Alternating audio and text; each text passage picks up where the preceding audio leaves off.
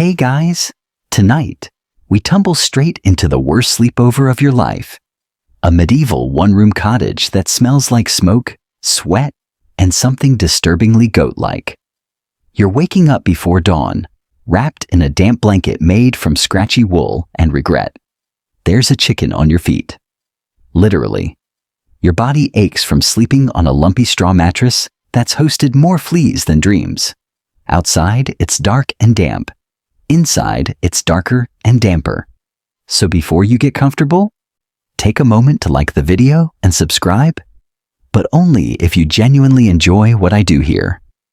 And while you're at it, post your location and local time in the comments. I love seeing where and when you're tuning in from. Now dim the lights. Maybe turn on a fan for that soft background hum. And let's ease into tonight's journey together. You're not waking up to birdsong and fresh croissants. You're waking up to the hacking cough of your uncle, the wheezing of your grandfather, and the unmistakable grunt of a pig that should probably not be sleeping beside your little brother. The room is thick with wood smoke from last night's fire, which barely held against the cold. There's no chimney. The smoke just kind of hangs out, like an unwanted guest. Your eyes sting. You blink through the haze. It's still night, technically, but medieval life doesn't wait for sunrise. You sit up, and the straw mattress crunches. That's not normal. That's the sound of lice-ridden bedding. Damp from your own breath, and the occasional leak in the thatched roof. Oh, and it probably smells a bit like mildew and chicken droppings, because your family's poultry is allowed to roost inside at night for safety. You stretch, or try to, but your shoulders are stiff, and your back has that special medieval crick that comes from sleeping curled up to conserve heat. You're wearing the same shirt you slept in, which is the same shirt you worked in yesterday, and possibly the day before. No one has pajamas. You wear what you own, and what you own is one set of coarse, unwashed linen that's just slightly more breathable than a potato sack. You tiptoe around sleeping bodies. There's your aunt, curled up with the baby, your cousin, drooling onto a wooden block that doubles as a pillow. And somewhere tangled in the shadows is the family goat. It bleats in its sleep. It's dreaming of something, probably freedom. Outside, a rooster screeches like someone stepped on it.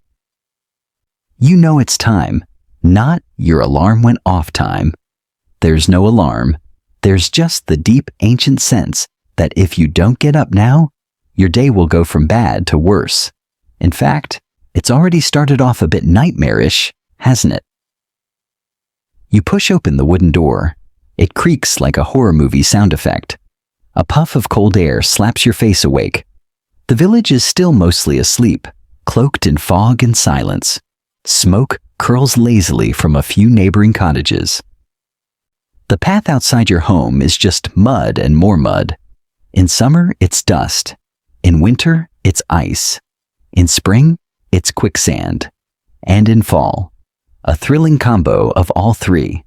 You take a breath, but it's not fresh. It's wood smoke, manure, and last night's fish stew reheated on a neighbor's hearth. Welcome to medieval air quality. Historians still argue whether rural peasants suffered more from indoor smoke inhalation or from freezing to death in drafty huts. Either way, it's a lose-lose. You're inhaling a campfire's worth of smoke every night, which is slowly turning your lungs into jerky. And don't even get started on the soot that coats the walls and your lungs alike. You step carefully, very carefully, because the communal duct has a habit of relieving itself right outside the door. It's not personal, it's just nature. Now here's a fun tidbit. People in some medieval villages believed it was bad luck to speak before washing your face in the morning. But washing means going out to the freezing trough and splashing water so cold it might crack your teeth.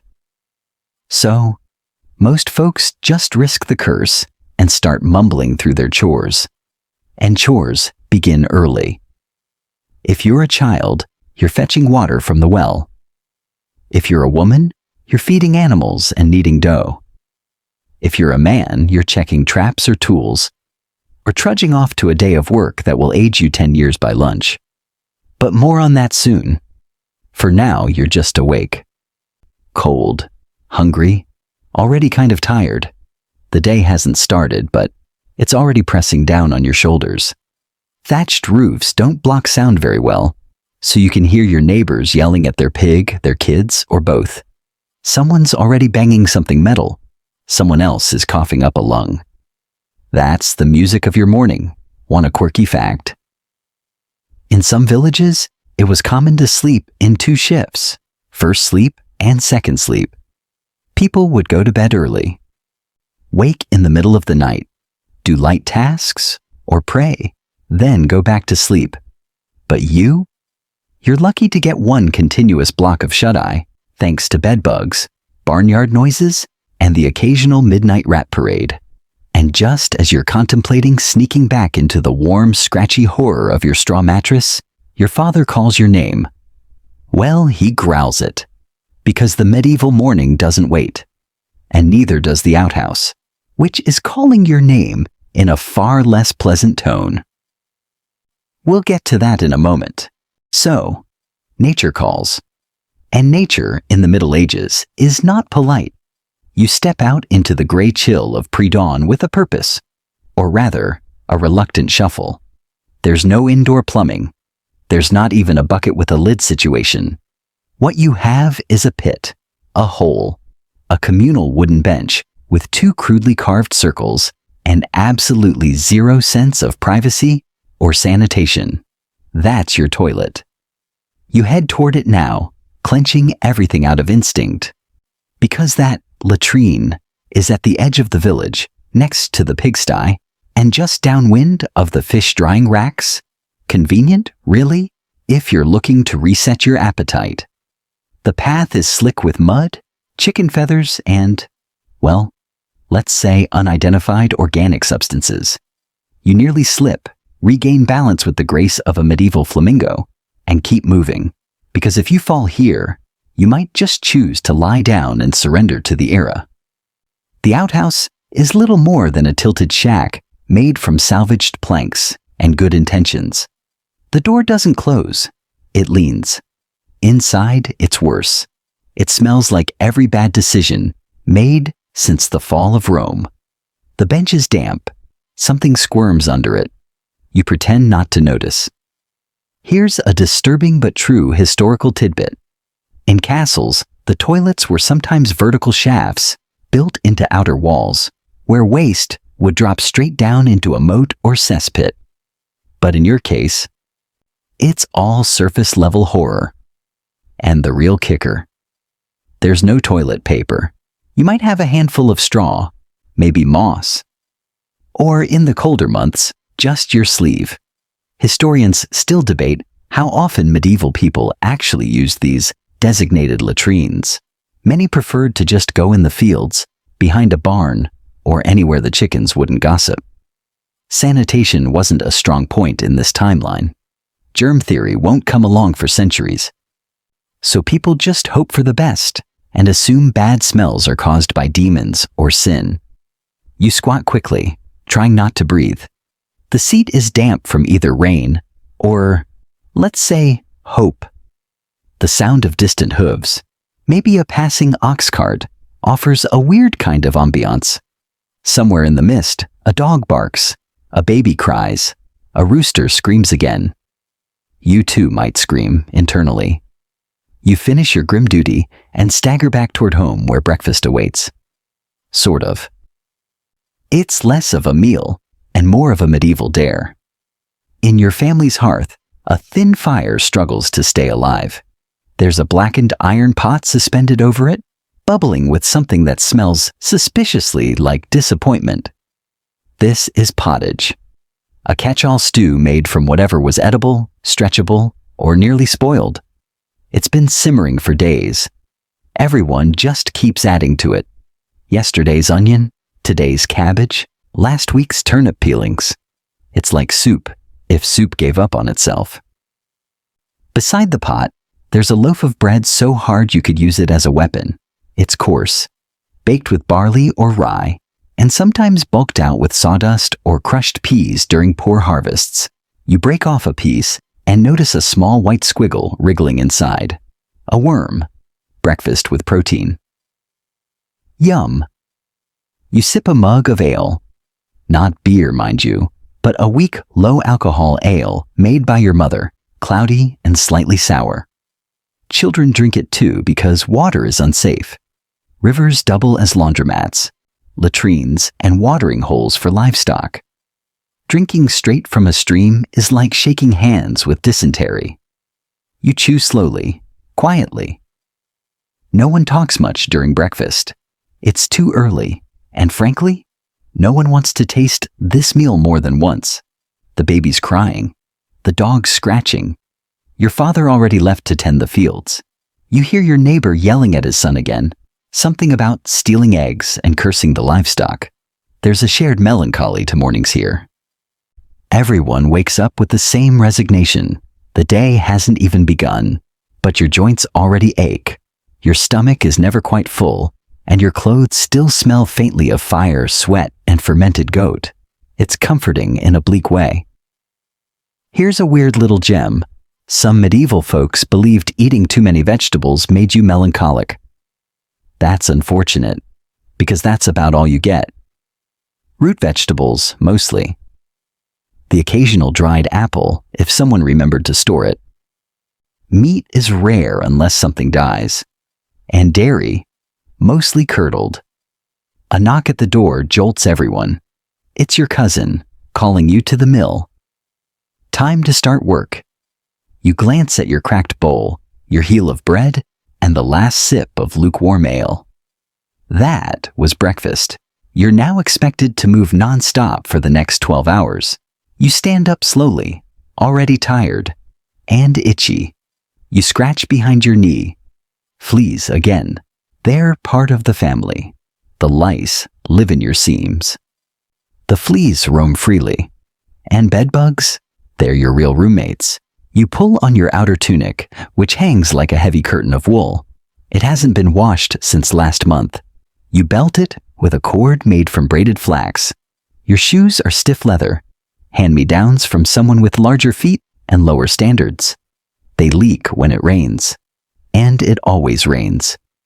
You step outside into the swirl of mist and manure-scented breeze. Children are chasing a chicken. Someone's chopping wood. You hear a distant church bell tolling, marking a time you can't afford to ignore.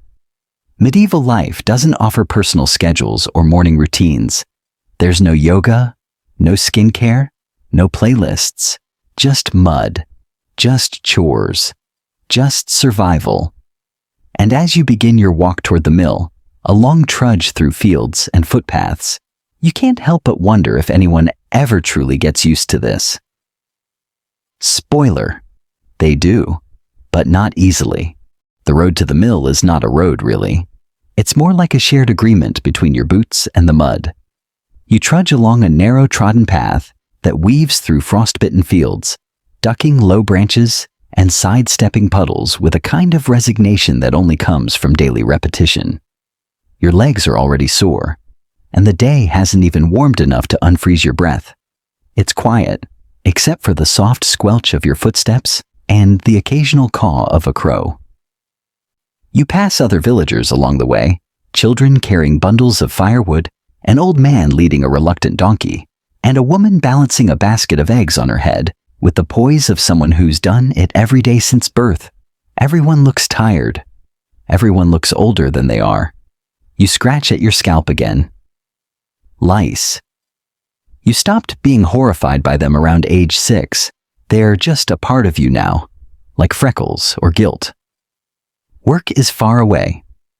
Not because your village is particularly spread out, but because time itself moves differently when you're cold, hungry, and carrying a heavy sack of grain over one shoulder. By the time you reach the mill, the sun has barely risen, but you feel like you've lived an entire lifetime. And now your day truly begins. The mill is a wooden structure by the river, its great wheel creaking with the slow churn of water. Inside, It smells like damp stone and endless flour. Dust hangs in the air like fog. You duck inside, set your sack down with a grunt, and nod at the miller, an old man with hands like leather and a mouth permanently twisted into a frown. Your job? Turning grain into flour. Or rather, hauling, lifting, sweeping, fetching, pouring, and occasionally fixing whatever part of the grindstone has decided to be temperamental today. Want a mainstream historical fact? Medieval mills were a big deal. They were often run by the Lord's men, and peasants had to pay to use them, sometimes with coin, but more often with a portion of their precious grain. The miller had a reputation, fairly or not, for being sneaky. As honest as a miller wasn't a compliment. It was sarcasm. You haul another sack. Your back screams. The coarse fibers of the bag bite into your fingers, which are already cracked from the cold and stiff from last week's splinter incident. Gloves? You've heard rumors. You're not alone in this work. A boy your age, Thomas, helps you lift the heavier sacks. You don't talk much. It's hard to hear over the rhythmic grind of the millstones, and honestly, you're both too tired to chat. Conversation wastes breath, and breath is a luxury during this kind of labor. A bell rings outside. Not a church bell, just a tin clapper on a rope. It signals the arrival of someone important. You glance through the slats of the mill's siding. It's the reeve, the village official who collects dues for the Lord. He's got a smug smile and a small ledger. You already know you're not grinding enough to satisfy him. You never do. Historians still argue whether these local officials helped maintain order or simply squeezed the peasants dry. From where you stand, it's clearly the latter. You give him a respectful nod and try not to grimace as he deducts more than his fair share of flour. Thomas mutters something under his breath. You pretend not to hear it, but you both think the same thing. After he leaves, work continues. The sun climbs higher. You barely notice. Inside the mill, time stands still. The grind never changes. The noise never stops. The only difference is the growing ache in your shoulders, the flour sticking to your sweat, and the slow awareness that you've had nothing but a chunk of onion since morning. Which brings us, mercifully, to lunch. Sort of. You step outside, blinking into the daylight, like you've emerged from another dimension. Your lunch is wrapped in a cloth, likely the same cloth used last week, maybe rinsed once if it fell in something foul. Inside is a hunk of barley bread, a few dried beans, and a chunk of cheese so hard it could double as a weapon. The bread crumbles. The cheese resists. The beans, well, they're edible. Mostly. You sit on a low stone wall and eat in silence with Thomas, watching the geese honk their way across the road like they own it. And to be fair, they kind of do. Now, here's your quirky fact of the hour. Some medieval people believed cheese caused nightmares, especially if eaten before sleep. Which is hilarious considering the rest of your life already feels like a nightmare with snack breaks. You wash down your meal with a sip of weak ale from a tin flask. Water, remember, is for desperate people. Your mother boiled it once and swore it tasted like old boot and swamp. Which, coincidentally, is also how your shoes smell now. The break doesn't last long. The miller calls you back, a wheel jammed, again. You groan, stand up, and wipe your hands on your tunic, leaving flour streaks that no one notices because everyone is already covered in the stuff. As you haul another sack into place, the sky begins to cloud over. The air grows damp. Rain is coming. You can feel it in your knees, which, yes, are already failing you at 15. But that's the rhythm of your life. Haul, grind, fetch, endure, repeat. By the time the sun begins to dip toward the horizon, your arms are rubber, and your head spins from the constant drone of stone on stone. You've breathed in more flour dust than air. You've sweated through 2 layers of wool and the last of your hope. But don't worry, it only gets weirder from here. By now, your shoulders ache in that deep hollow way that tells you even sleep won't fix it. But the mill is quieting down, the wheel slowing to a sluggish churn as the sun begins its slow descent. You've worked from before sunrise to near sunset, without pay, without praise, and with only the constant companionship of dust, groaning wood, and a miller who hasn't smiled since the last crusade. You gather what little flour you've been allowed to keep. It's wrapped in a linen pouch, one corner already damp from something best left unidentified. Thomas gives you a nod and limps off toward his side of the village. You limp in the other direction. It's a strangely communal sort of misery. The walk home isn't peaceful. It's a battle between your legs and your willpower, and the only thing stronger than your fatigue is the smell rising from the roadside puddles. You pass the baker's cottage, where the scent of burnt crust hangs in the air like a cruel joke. You pass the blacksmith's shop, where the clang of iron on iron sends a fresh jolt through your already throbbing skull. You pass pigs, just walking about freely, because pigs in the medieval village are less livestock and more lawless. You step around one, then pause as it snorts and trots into the thatched home of your neighbor. No one bats an eye. Here's a mainstream historical fact. Pigs were often left to roam freely in medieval towns.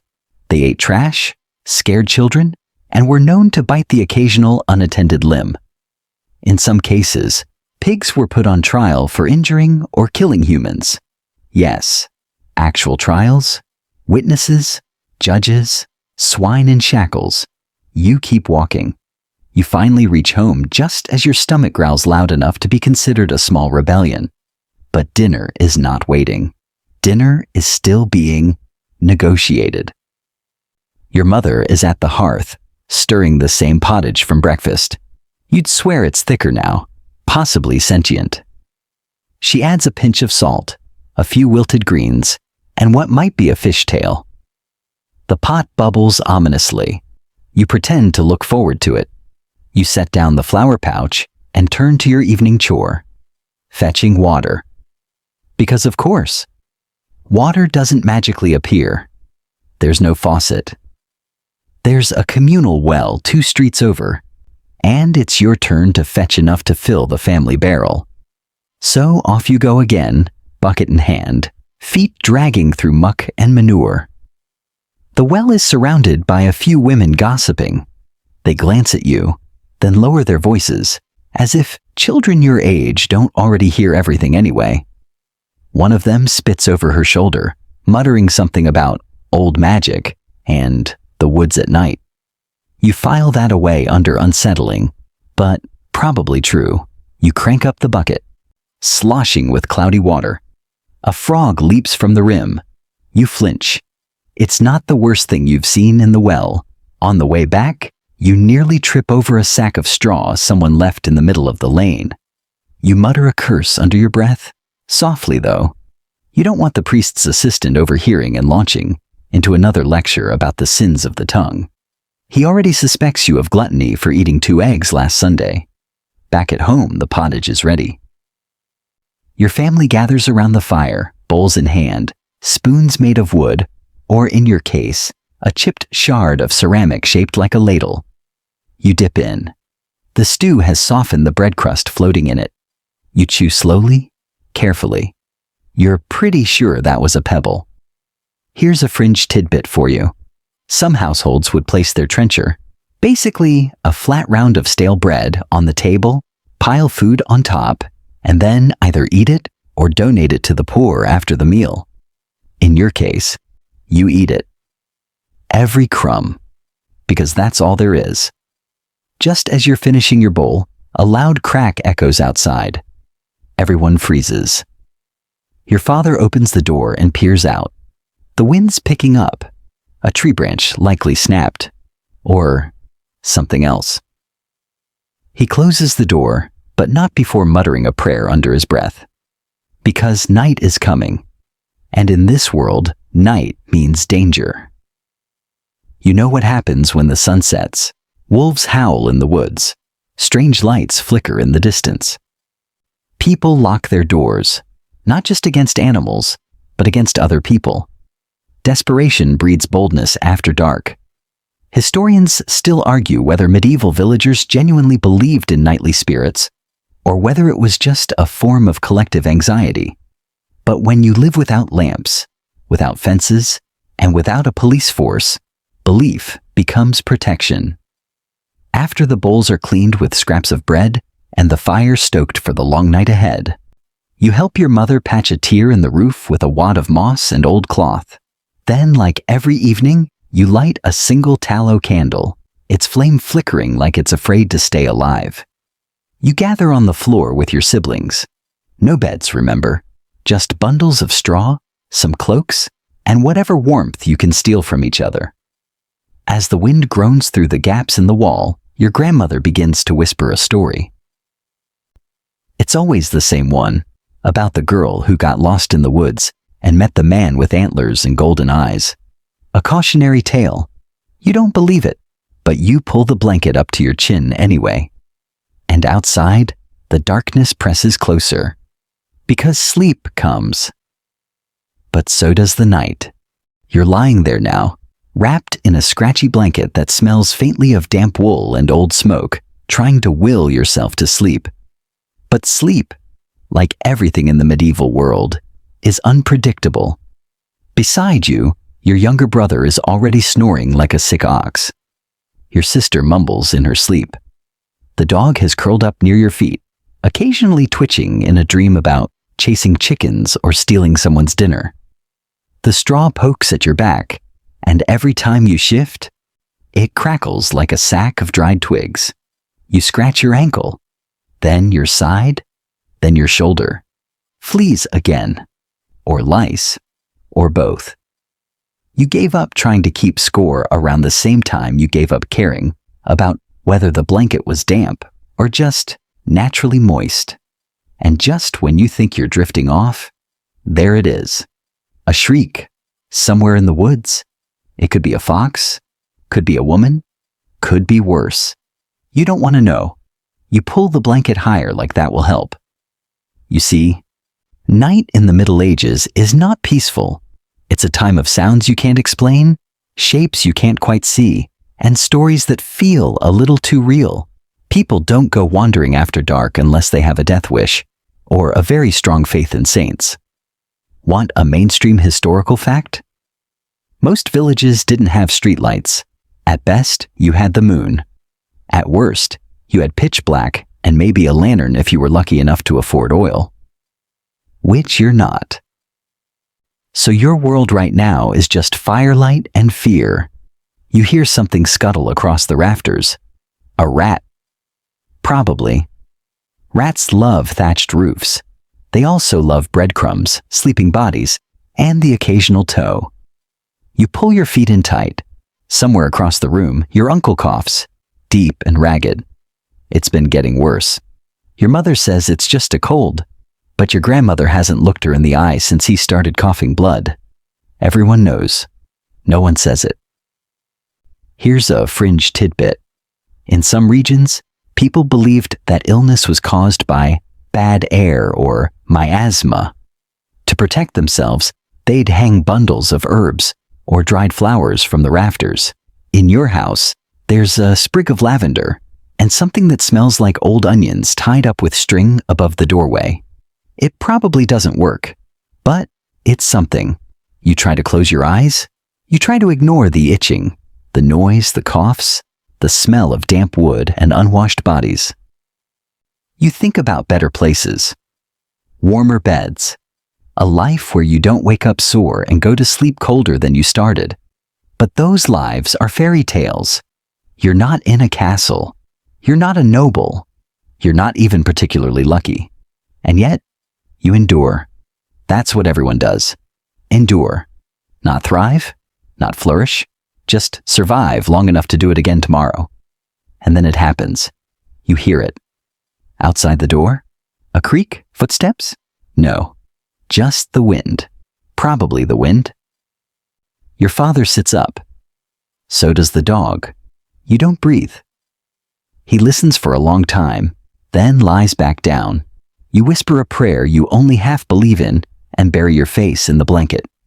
Historians still argue whether villagers feared real bandits or just invented monsters to explain the feeling of helplessness after dark. But right now, in this moment, you understand both, because your heart is pounding and there's nothing between you and the night but a wooden door and some hope. Eventually, somehow, sleep finds you. It isn't restful. It's shallow, fitful, filled with dreams of teeth falling out and pigs chasing you through endless mud. But it's enough. Morning will come soon. You just hope you're still here when it does. You wake to the sound of coughing. Again. But this time, it's not just your uncle. It's nearly everyone. The kind of harsh, chest-rattling hacking that shakes the walls more than the wind ever could. You blink through the gloom.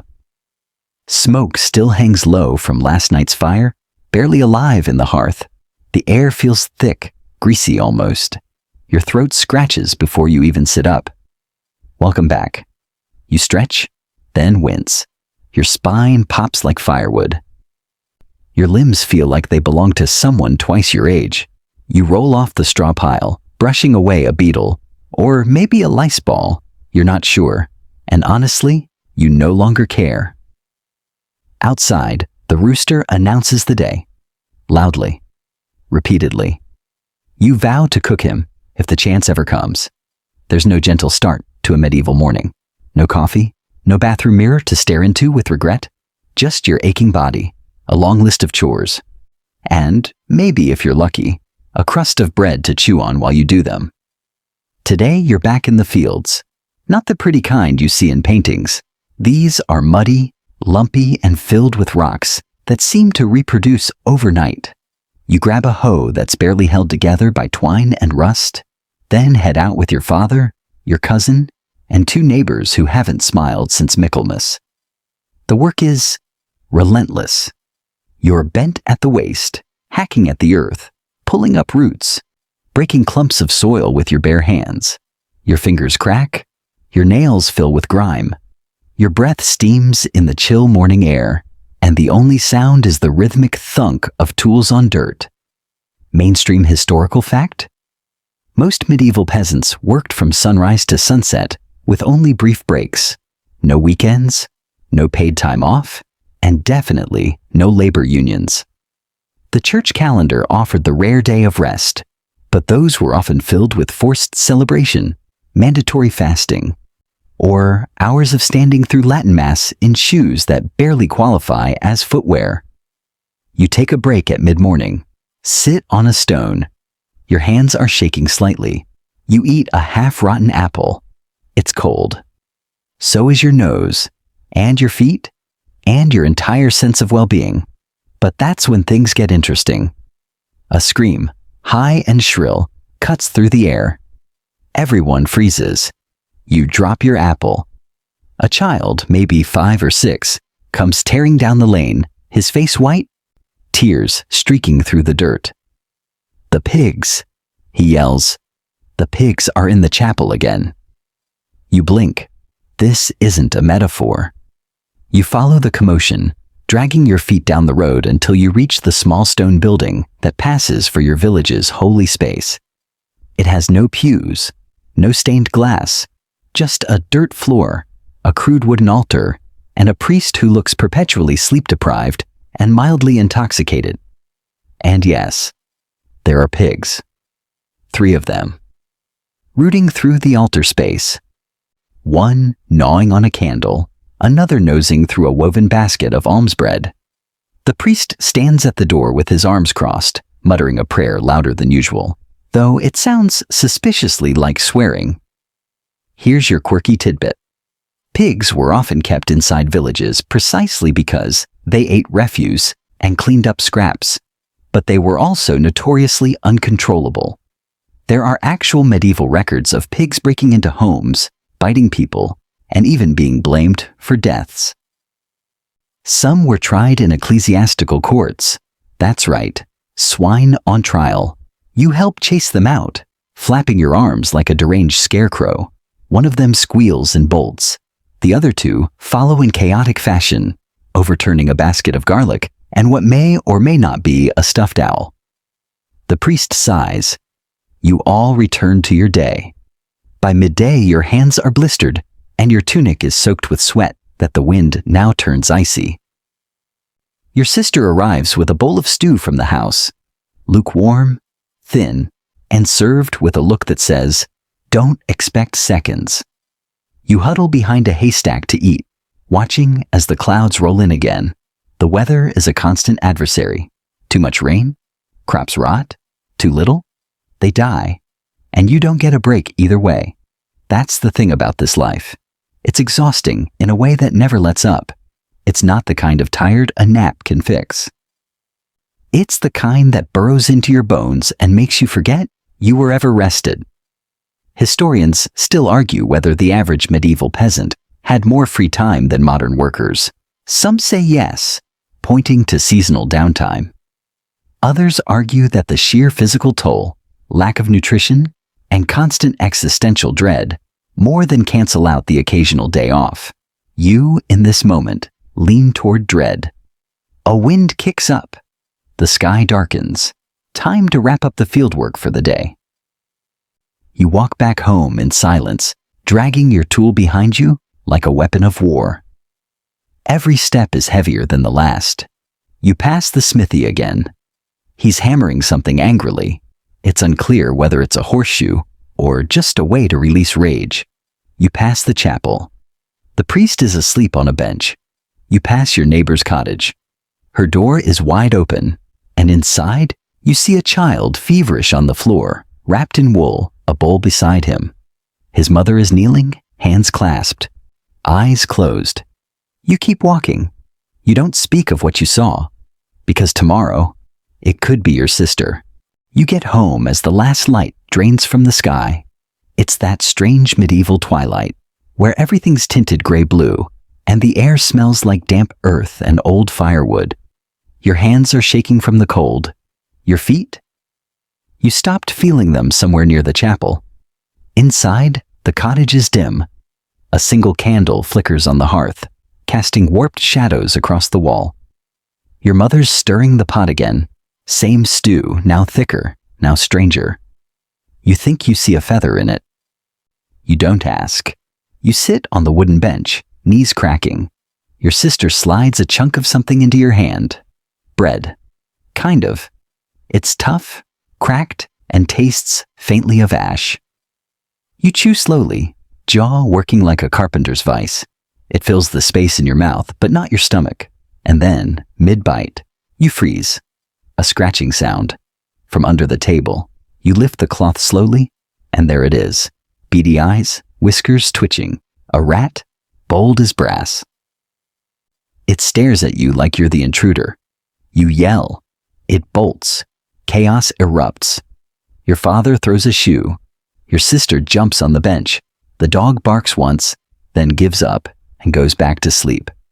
Rats are a fact of life. They're not visitors. They're roommates.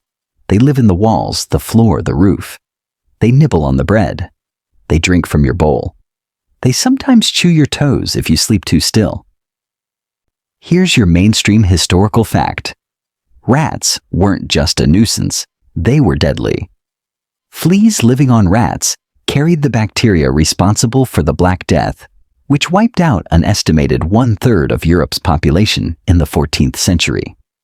But even before and after that catastrophe, rats meant disease, spoiled food, and 1,000 ruined nights. You managed to finish your bread, this time with one eye on the shadows. Supper is a brief affair. No one talks. The stew is ladled out in chipped bowls. Someone gets a carrot. Someone else doesn't. No one complains. What would be the point? Afterward, the scraps, what little there are tossed into a wooden trough outside for the pigs. You hear them snorting, fighting, living their best pig lives. You wipe your mouth with the back of your hand. Your sleeve smells like mildew. You glance over. Your uncle's not coughing tonight. He's just lying there. Still. Very still. You look away. Someone says a prayer. Not for him, just in general. Because if you start naming names, it becomes real. Outside, the village is settling in. Smoke curls from chimneys. Candles flicker behind wooden shutters. Somewhere, someone is singing softly. A lullaby, maybe. Or a hymn. Maybe both. The melody drifts across the cold air, oddly beautiful, oddly sad. You step out for a moment, just to breathe, to look at the sky. It's clear tonight. Stars prickle the sky like tiny frozen pinholes. The moon is pale and high. You wonder what lies beyond all this. Not just the sky, but the life you know. Is there more than fields and rats and stew? You don't know. No one does. Historians still argue whether medieval peasants believed in heaven as a comfort or a threat. To some, it was a reward. To others, a terrifying mystery. You just want a life where you don't go to sleep afraid you'll wake up sick, or not wake up at all. Back inside, your mother's folding linens, her fingers stiff and red. Your father sharpening a knife, not for danger, just for chores. Your little brother is dozing, face down on a wood plank, and then you notice it, on the wall near the fire, a line of chalk marks, 5 little slashes. Every day your mother draws one for each person still breathing. There are 5 today. You try not to count. You try not to notice the empty bowl on the far shelf.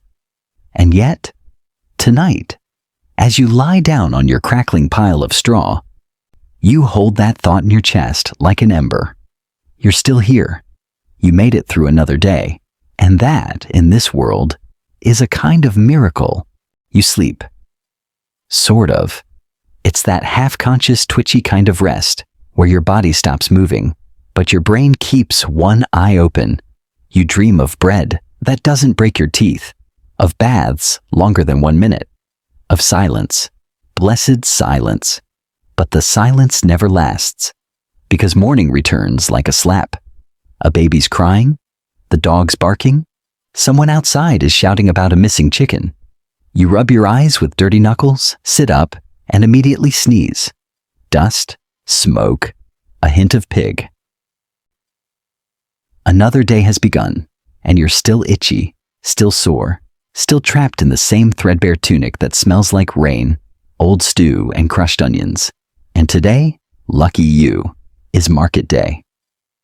You gather your things, 2 loaves of barter bread, a cracked clay bowl, a bundle of herbs your mother tied together with a string, and the kind of hope only mothers have. Your job? Head to the village market, try to trade for soap, salt, or maybe, if the saints are smiling, a strip of smoke deal. You walk fast, dodging puddles and goats. You don't ask where the goats came from. No one ever knows. The market square is already buzzing when you arrive. Wooden stalls line the muddy road. The fishmonger is swatting flies with a gutted cod. The cooper is hammering something too loudly. A priest stands near the well, giving unsolicited blessings like free samples. You head to the baker's stall, then the potter's, exchanging your bread for a small hunk of yellowing soap and a promise of 3 eggs next week. Barter is the name of the game. Coin is rare. Trust is even rarer. Want a mainstream historical fact? Most medieval villagers rarely saw coins. Barter and credit ran daily life. I'll give you a chicken if you fix my roof. Wasn't a joke. It was an economy, and everything came with strings attached. You pass the tanner's stall and gag. The smell of boiling hides, urine, and lime punches you in the nose. The tanner waves cheerily. You wave back through watery eyes. He's got 2 teeth and a pet ferret, named Gregory. And then, of course, come the priests. 3 of them, clad in heavy robes, crosses swinging from their necks, expressions stuck between judgment and boredom. One makes eye contact with you and nods. You nod back respectfully. The church is everywhere, watching, listening, forgiving. for a fee. One priest begins preaching loudly about sin and pestilence and eternal fire. The usual. Here's your quirky tidbit. Some clergymen sold indulgences, written documents promising reduced punishment in the afterlife. Couldn't stop sinning? No problem. Just pay in advance. Spiritual insurance, if you will. You duck away from the sermon and head toward the herbalist's stall. An old woman with more wrinkles than teeth offers you a dried bundle of yarrow and a story about curing warts with moonlight. You buy the yarrow anyway. You also overhear a rumor. There's been a death. A man in the next village over. Young, strong, just dropped in the middle of a meal. No warning, no wounds. Some say it's witchcraft, others say it's poison. One woman whispers, "It's the fog." No one questions it too loudly, because questioning leads to attention. And attention in the medieval world is often fatal. You finish your errands and head back home just as clouds gather above. The sky turns the color of spoiled milk. Rain again. Always rain. You make it back just as the first drops fall, soaking your shoulders through your patched wool cloak. Your mother's inside, boiling water over the hearth. She takes the soap from your hands and sighs, half pleased, half worried. The stew is still bubbling. The roof is still leaking. The goat is back inside. Some things never change, but there is a change today. Subtle. Heavy. Your uncle is gone. No one says it. No one has to. His space near the fire is empty. His wooden cup sits untouched. The blanket has been folded. Not well, but folded. Your father lights a candle and sets it on the windowsill. Your sister starts humming a lullaby. Your mother doesn't cry. There's no time to mourn. There's bread to bake, wood to chop, 1,000 tiny survival tasks to perform before the sun disappears again.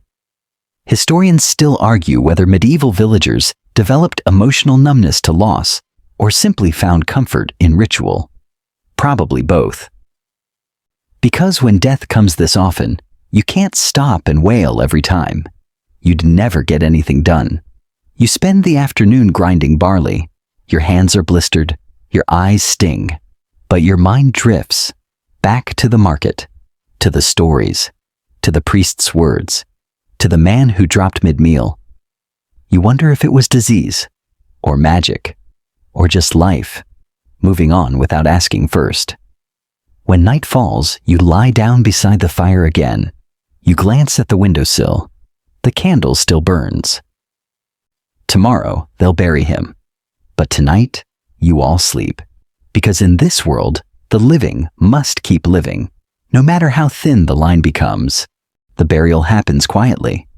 There's no procession, no hymns. Just 6 men, 2 shovels, and a piece of cloth wrapped tightly around what used to be your uncle. The ground is cold, the sky sullen.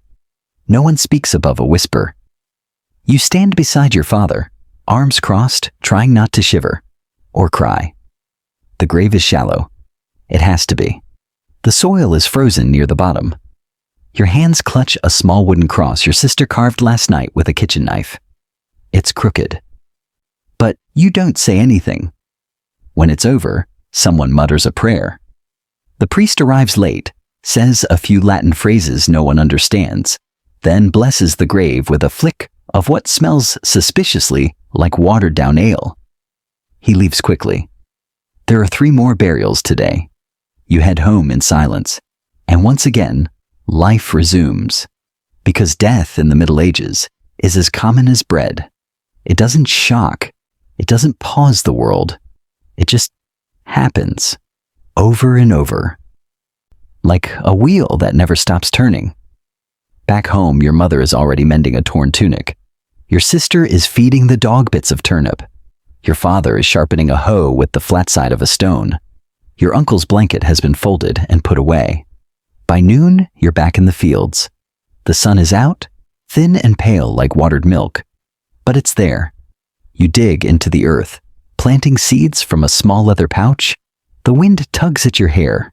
Your nose runs, your back aches. But your hands move because they have to. Want a mainstream historical fact? Most medieval peasants didn't own their land. They worked it for the local lord in exchange for protection and the right to survive. It's called the feudal system, an elegant name for a brutally one-sided deal. You pause for a moment, leaning on your hoe. Look around. Scarecrows lean drunkenly across the fields. Crows caw from the trees. A neighbor's ox groans under a yoke fashioned from twisted rope and wood. It's a scene both peaceful and exhausting, beautiful in a sad kind of way. Then from the road comes the clatter of hooves. A rider. Everyone stops, because riders usually mean trouble. You watch as the figure approaches, cloak billowing, boots muddy, horse frothing slightly at the mouth. It's a messenger. From the manor. He reins in, pulls out a scroll, and reads from it with practiced boredom. All villagers are to prepare an extra tithe of grain for the Lord's upcoming feast. No exceptions. Delivery due in 6 days. Then he turns and rides off before anyone can reply. The field is silent. 6 days. You glance at the soil you've just planted. 6 days won't make it sprout. It won't even make it hope. Your father says nothing, but his jaw tightens. Your mother says nothing, but later she serves everyone a thinner stew. Because when the Lord wants more, your family eats less. Here's a quirky fact. Some lords demanded boon work from peasants, extra labor during harvests or feasts. It wasn't optional. It wasn't paid. It was a reminder of who owned what, including you. Later that afternoon, you're sent to the woods to gather kindling. It's risky. The woods are beautiful, but also the domain of wolves, highwaymen, and older stranger things that no one names after sunset. You bring the dog. You carry a dull knife. You don't whistle. The forest floor is damp, soft with moss and fallen leaves. Shafts of light filter through the canopy like golden spears. You walk carefully, listening for snapping twigs or growling from the underbrush. But today, it's quiet. Almost too quiet. You gather fallen branches, stuffing them into a woven sling. You pause at a stream to splash your face, watching your reflection waver in the water. You look tired, older, like someone who's lived twice as many years as you've had birthdays. Then, footsteps, not yours. You freeze. The dog growls low. A shadow moves between the trees. You grip the knife. And then, out steps a boy. Your age. Ragged clothes. Hollow eyes. He says nothing. You say nothing. Then slowly, he nods and walks past you into the deeper woods. Was he a runaway? A hermit's child? A ghost? You never find out. You head home faster. By the time you reach the village, your heart is still pounding. You say nothing. Just hand over the kindling and sit by the hearth, watching the flames eat away the wood. Your father pats your shoulder. Nothing is said. Because in this world, fear is also part of the routine. You sleep fitfully that night, visions of the boy in the woods flickering behind your eyes. Was he real? You hope so, because if he wasn't, you don't want to know what he was. You're chopping wood in the morning mist when your father says something that freezes your breath mid-cloud. It's time you started thinking about marriage. You stop mid-swing. Marriage? You barely have enough food for yourself. You still trip over goats. You have one tunic and half a spoon. But in medieval terms, you're not too young. In fact, if you were a girl, you'd likely be married already. Possibly with a child. Possibly not alive.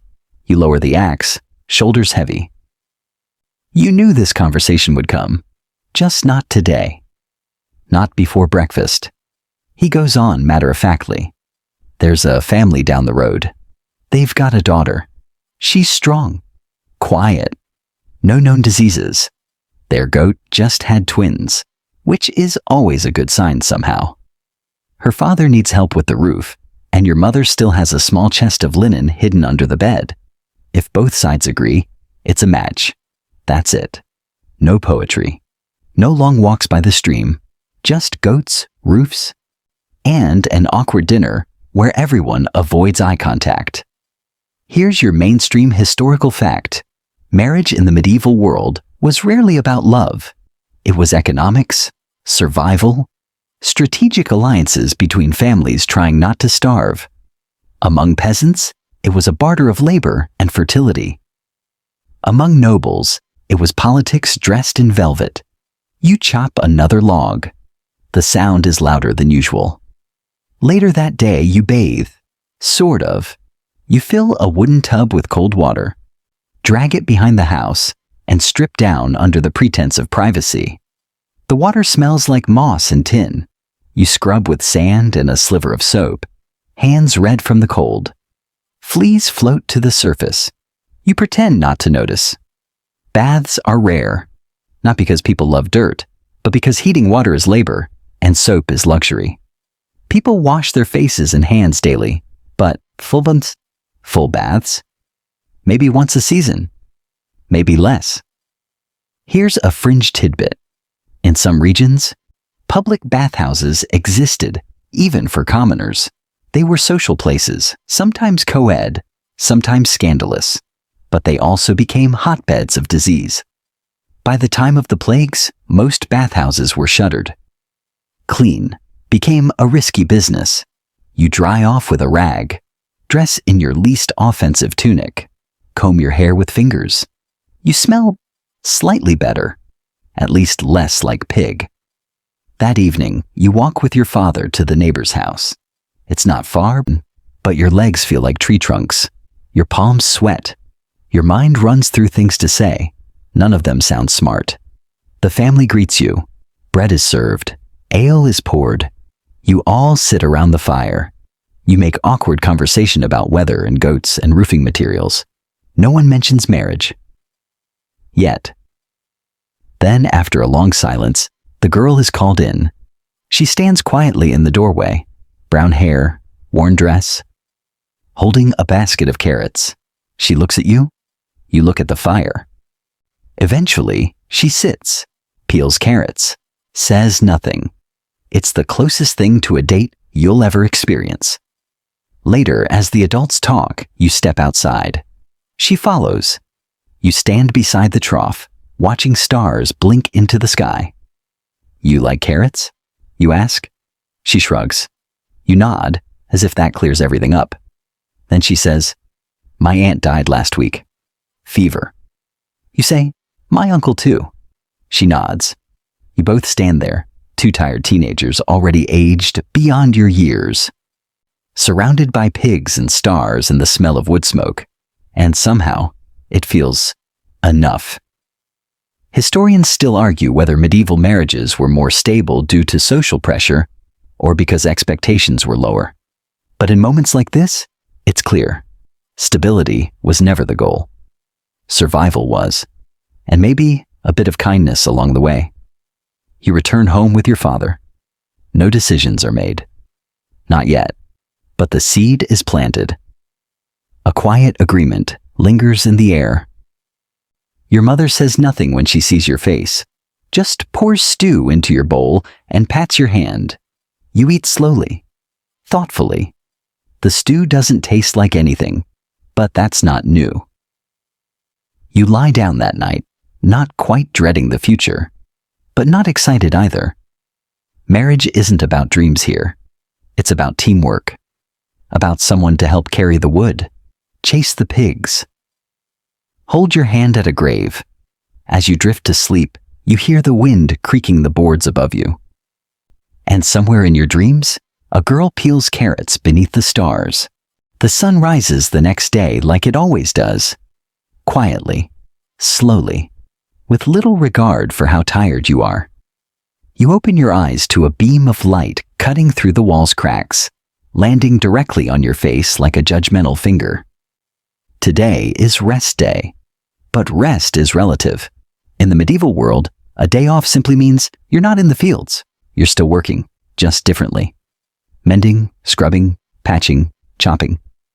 Hauling, stitching, scraping, sweeping, kneading. Boiling. It's a symphony of survival, just in a different key. Your mother sends you to fetch water again. The well is half frozen this morning. The rope creaks like it wants to break. The water smells slightly metallic. You lug it back, arms burning, already thinking about your second trip. After chores, you wander near the village edge, just far enough that the trees start to close in.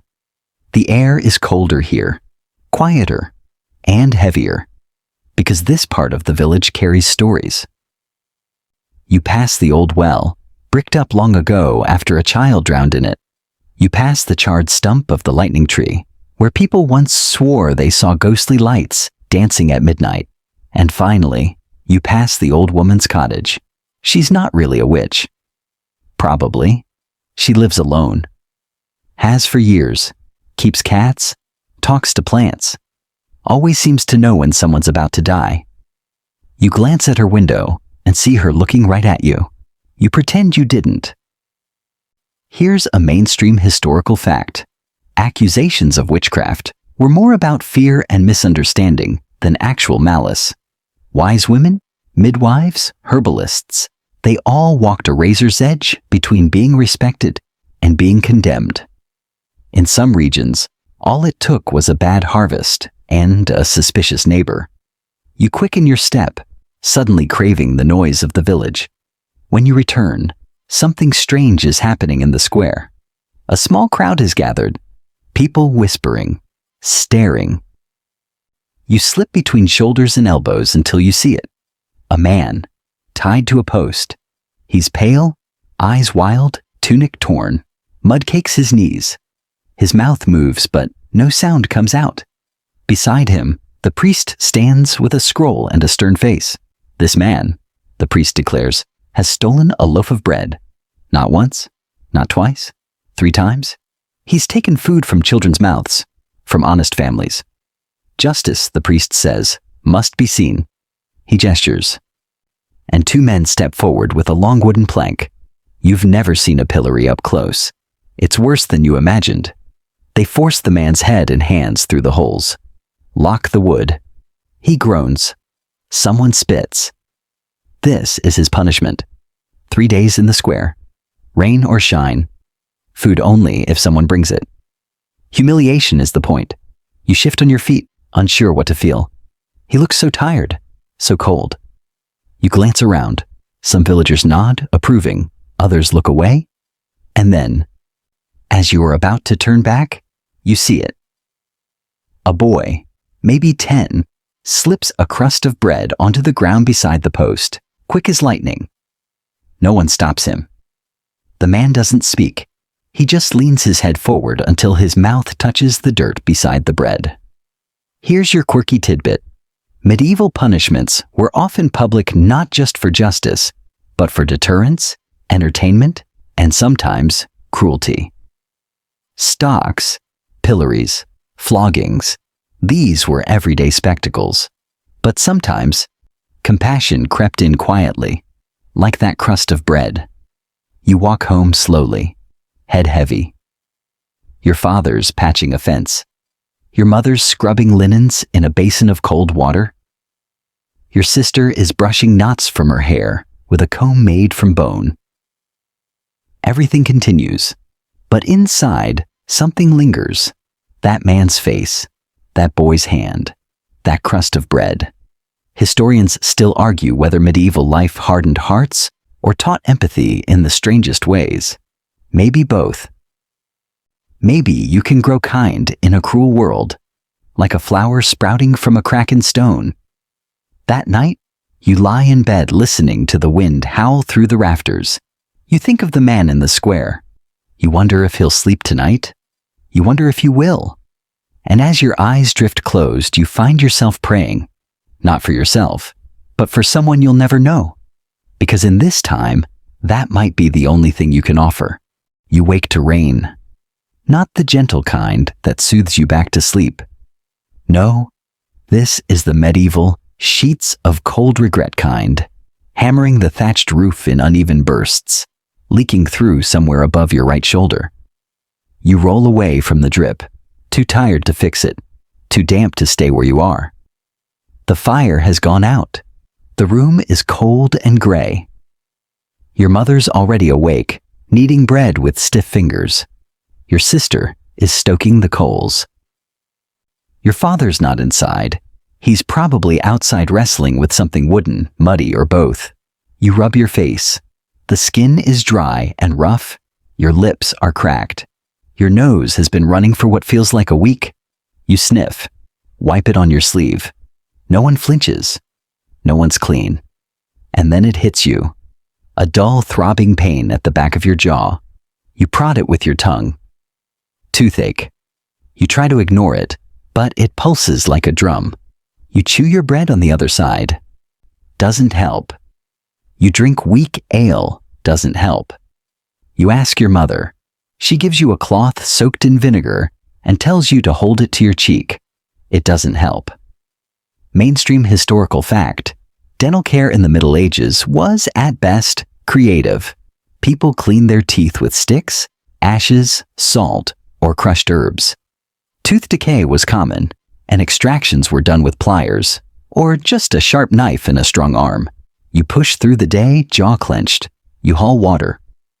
Help patch a hole in the pig pen. Chase a chicken. Grind grain. Every task is a reminder of that throbbing in your head, like something inside is trying to escape through bone. Later, you visit the village healer. She smells like onions and speaks in half whispers. She looks at your face, pokes your jaw, and nods solemnly. "Worms," she says. You blink. She hands you a poultice made of crushed garlic, lard, and some kind of moss. You're supposed to smear it on your cheek and chant a rhyme under your breath. You do it, because what else can you do? It doesn't help. As the sky darkens and your head pulses like a war drum, you try to distract yourself with stories. The good kind? The kind passed around by fires, whispered between beds, carved into old wood by idle hands. One of your favorites? The traveling merchant with silver shoes who once danced with a ghost bride in the churchyard. He gave her a coin. She gave him a promise. Never lie, never steal, and you'll live to see your great-grandchildren. He died a year later, choked on a plum. Still, it's a good story. Here's a quirky tidbit. People in medieval times were obsessed with signs, omens, and moral fables. Every misfortune had a reason. Every mole on your back had a meaning. Toothaches? Probably punishment for something. Pride, maybe. Or laziness. Or eating cheese on the wrong day. You lie down early that night, hand pressed to your cheek, whispering the rhyme again just in case it starts to work the 10th time. The rain is still falling. The fire is still cold. Your father's not back yet. You wonder if he went to the manor to pay the grain tithe, or to beg an extension, or to argue. You hope he comes back dry. You hope he comes back at all.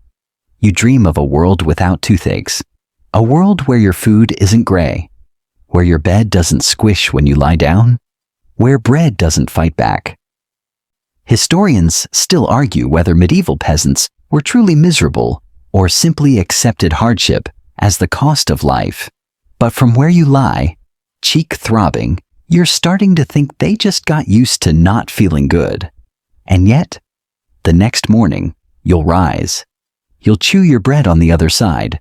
You'll smear more garlic on your face. You'll mutter your rhyme. Because that's what people do. Even when everything hurts, they keep going.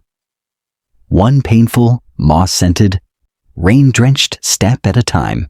The morning greets you with fog, thick, low, and slow-moving, like the breath of something ancient and half asleep.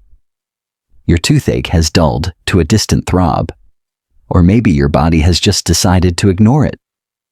Either way, you get up, because that's what you do. Your father is back. He returned in the night, soaked and silent.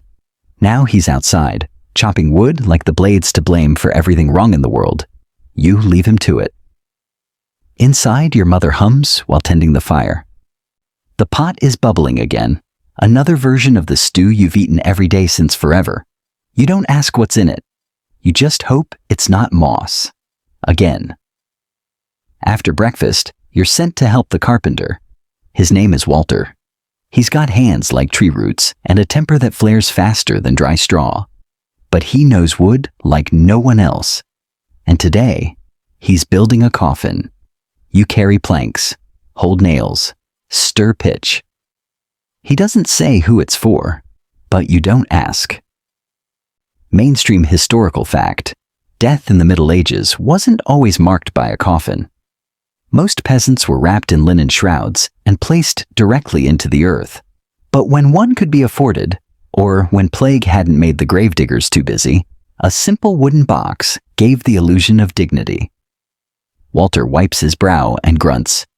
Don't make 'em too comfortable, else they won't want to leave. You chuckle softly. He doesn't. By midday, the sun burns through the fog, and the village breathes again. People emerge from cottages, chickens scatter, and laundry flaps lazily on sagging lines.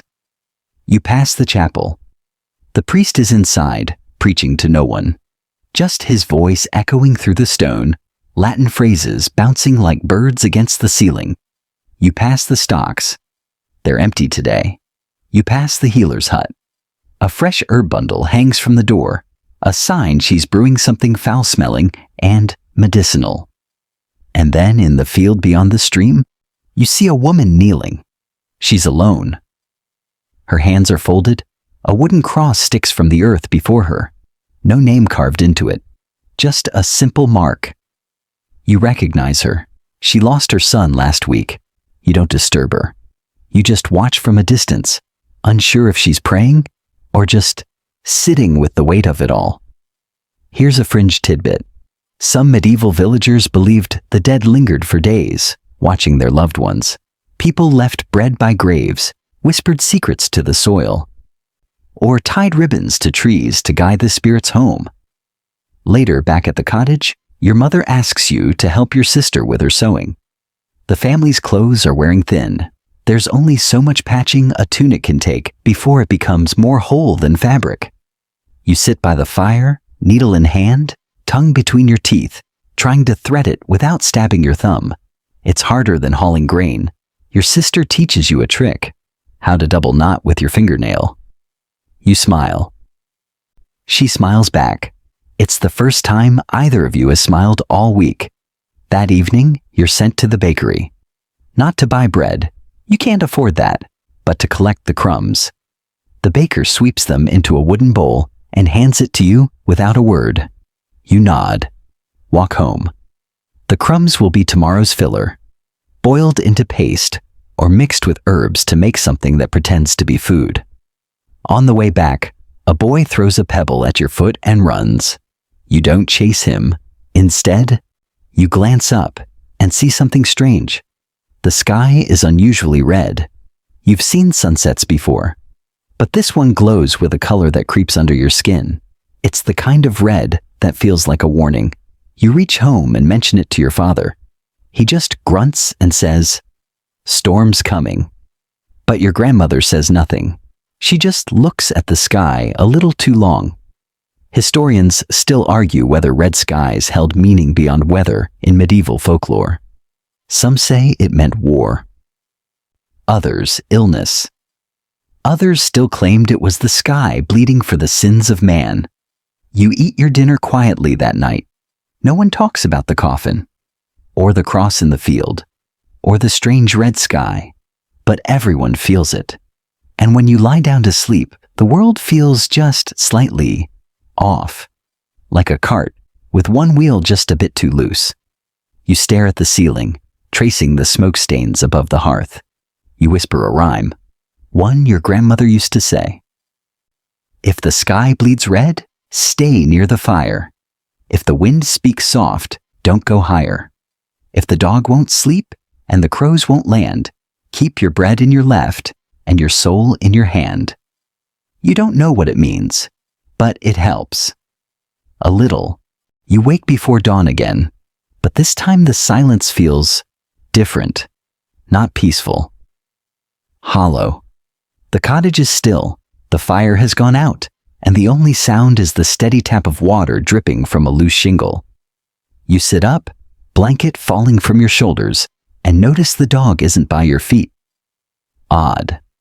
You rise slowly, joints crackling like firewood, and step outside. The village is cloaked in fog so dense it feels like stepping into a dream that hasn't finished forming. Trees loom like ghosts. Roofs vanish halfway up. The sky, barely visible, is a muted gray like someone smeared ash across the heavens. Then you hear it. A bell. Not the church bell. Not the manor bell. A slow, heavy, mournful clang, ringing from the far edge of the village. You know what it means. Someone else has died. You don't ask who. You just get to work. Because death doesn't excuse chores. By midday, the fog begins to lift, revealing a world slick with dew and soft with sorrow. Word spreads, as it always does, quietly, sideways through shared glances and half-said words. It was the carpenter's son, barely 12, fever, gone in a day. You helped that boy chase pigs once. You carry that thought with you all afternoon.